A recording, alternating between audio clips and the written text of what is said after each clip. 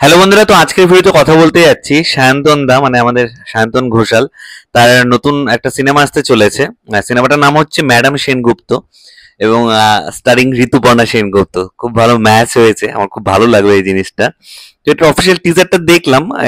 তো ঋতুপর্ণা ম্যামের সাথে রাহুল বোস রয়েছে, কৌশিক সেন রয়েছে, অনন্যা চ্যাটার্জি, পরাণ বন্দ্যোপাধ্যায়, সুব্রত দত্ত, খরাজ মুখার্জি, শান্তিলাল মুখার্জি সহ আরো অনেকে রয়েছে।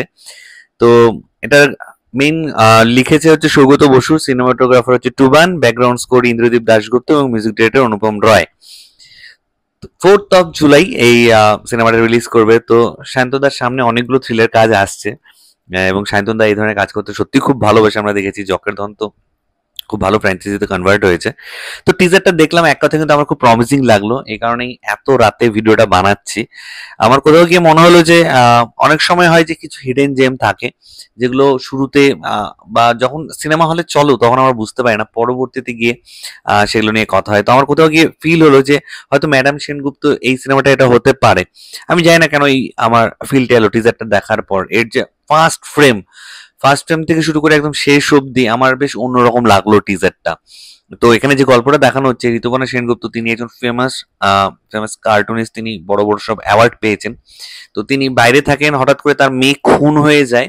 তো সে কারণেই তিনি আবার কলকাতায় ফিরে আসেন এবং ফিরে আসার পর তিনি নিজে ইনভেস্টিগেশন শুরু করেন, মানে খোঁজ খবর নিতে শুরু করেন। এবং সেখানে তো রাহুল বোস তাকে হেল্প করছে, যে কিনা একজন পুলিশ ইন্সপেক্টর খুব সম্ভবত। এবং কৌশিক সেন হচ্ছে তার হাজবেন্ড ছিলেন, তার সাথে হয়তো এখন তার কোনো সম্পর্ক নেই, কারণ একটা সিনেমা আমরা দেখতে পাচ্ছি ঋতুপর্ণা সেনগুপ্ত একটা ছোট বাচ্চা মেয়ের হাত ধরে বেরিয়ে আসে, সেটা হয়তো কৌশিক সেনের বাড়ি ছেড়েই চলে আসছে। তো তারপরে তার স্ট্রাগল শুরু হয়, সে হয়তো হয়তো একজন বড় কার্টুনিস্ট হয়ে যায়।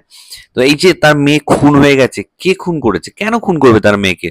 অ্যাকচুয়ালি তার মেয়ের সাথে কোনো শত্রুতা নাকি ঋতুপর্ণা সেনগুপ্তের সাথে শত্রুতা, সেটা তার মেয়ের ওপর আর কি তার এই রিভেঞ্জটা নিল কেউ। আমার ব্যাকগ্রাউন্ড স্কোরটা অসম লেগেছে, কালার প্যালেটটা যে সেট করা হয়েছে সুপারব, এবং সমস্ত কিছু মিলে আমি একটা পজিটিভ ভাইব পাচ্ছি। এবং থ্রিলার সিনেমার মজা হচ্ছে এটাই যে তুমি যদি একটা অন্য রকমের গল্প বলে দিতে পারো, নতুন কনসেপ্ট বলে দিতে পারো, যেটা আমরা আমাদের বিজয়া দশমী তো একটা ফ্রেশ কনসেপ্ট আনার চেষ্টা করেছিলাম, তাহলে অনেকেরই ভালো লাগে। তো এই ক্ষেত্রে সেটা আমার মনে হচ্ছে কোথাও কি হতে পারে। দেখো, এই ধরনের খুন হচ্ছে, সেটা ইনভেস্টিগেশন হচ্ছে, আমি সেটা নিয়ে বলছি না। মানে কি কারণ, কেন করেছে, কে করেছে, কিভাবে করেছে, এই জায়গাটাই যদি স্ক্রিপ্টে খেলা হয়ে যায় না, আর সায়ন্তন দত্ত সেটা খুব ভালোভাবে নামিয়েও দেবে আমি জানি, তাহলে কিন্তু এই সিনেমাটা মানে অন্যরকম একটা পর্যায়ে চলে যাবে। তো আমি জানি না, খুব ভালো ভালো অ্যাক্টর অ্যাক্ট্রেসদের নেওয়া হয়েছে। আমার খুব ভালো লাগলো অনন্যা চ্যাটার্জিকে এখানে দেখতে পেয়ে। তাকে খুব কম কাস্ট করা হয়, তাকে আরো বেশি বেশি করে সুযোগ দেওয়া উচিত। এছাড়া পরান্দা খরাজা যে কোনো সিনেমার জানা আমরা সকলেই জানি। ঋতুপর্ণা কে যেটুকুনি দেখতে পারলাম ভালো লাগছে। বোঝাই যাচ্ছে একজন মা তার মেয়ের জন্য কতটা অব্দি এক্সটেন্ড অব্দি যেতে পারে, সেটা এখানে দেখানো হবে। রাহুল বোসকে সাপোর্টিং রোলে খুব সুন্দর দেখতে পাচ্ছি, কৌশিক সেনকে বেশ প্রমিজিং লাগছে। তো সমস্ত কিছু মিলে আমি একটা পজিটিভ ভাইব কিন্তু পাচ্ছি এই সিনেমাটা থেকে। তো এটা জাস্ট টিজার ছিল, এরপরে ট্রেলার এলে আরো কিছু আমরা জানতে পারবো, সেটা নিয়ে ফার্দার কথাবার্তা হবে।